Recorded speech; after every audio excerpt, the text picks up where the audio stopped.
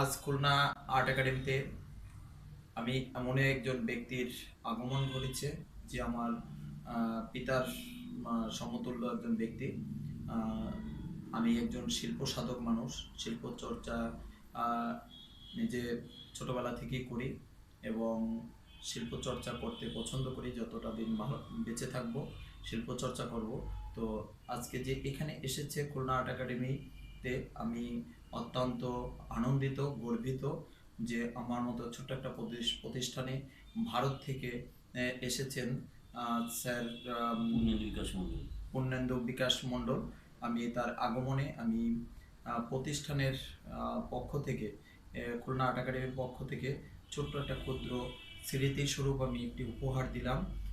একটি শিল্পীদের বিষয়গুলির উপরে একটি খুব সুন্দর একটি বই, রবিউল রাব্বি উনি বইটি লিখেছিলেন। তো আমি আমার সংরক্ষণে রেখেছিলাম। আজকে আমি বইটি দেওয়ার মতো কিছু পাচ্ছিলাম না, তো উপস্থিত মতে আমি যেটা পেরেছি স্যার গ্রহণ করবেন। আর আপনি এখানে আসছেন মানে কি বলবো, আপনাকে একটা প্রণাম করি। ঠিক আছে প্রণাম করি। আপনি পাশে আসুন বাবা।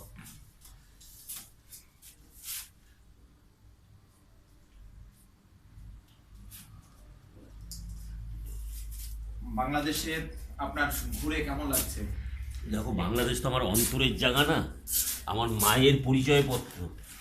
হ্যাঁ, মা বাবার পরিচয়পত্র যে সন্তান ভুলে যায়। আমার সবচেয়ে বড় ছবি এটা, মানে এরকম আরো আছে, দুর্গার উপরে কাজ করা আছে, বাট অনেক ছবি আছে, প্রায় 500খানা ছবি আছে। আচ্ছা আচ্ছা আচ্ছা 500খানা ছবি আছে প্রায় আমার হাতে রাখা। ভালো মন্দ জানি না, আমি যেটা পারি সেটা করি, যতদূর পারি সেটা। যেমন এটা ওয়ার্ক রয়েছে, মানে সপ্তাহ বাধাই করা হয় না, বাধাই করা। আমি মুখ থেকে রবি ঠাকুরের ছবি আঁকা। আমি তোমাকে কলকাতায় ডাকবো, এবং ডাকবো যখন, তখন আমি তোমার কাছ থেকে আমি 10টা ছবি চাইবো। তার মধ্যে আমি সিলেক্ট করে তোমাকে 5টা বলো, এই 5টা নিয়ে আসো, এবং আসো। থাকার তোমার জায়গার অভাব হয় না, আমি এইটুকু তোমাকে বলে দিতে পারছি।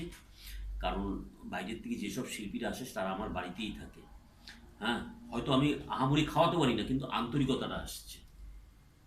এই আমরা আপনাদের সেইভাবে সেবা যত্ন করতে পারিনি, এটা আসলে মানে আমার খুব কষ্টের একটা জায়গা আমি মনে করি।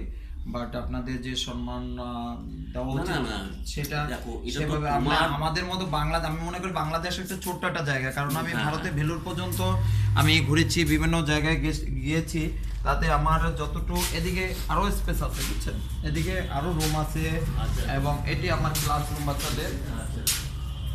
এটা খুব ভালো করেছে। এটাকে বাবুই পাখির বাসা, ন্যাচারাল কিন্তু বাবুই পাখির বাসা। ওদিকে আমার দেখো অনুষ্ঠান শুরু হয়ে গেল না।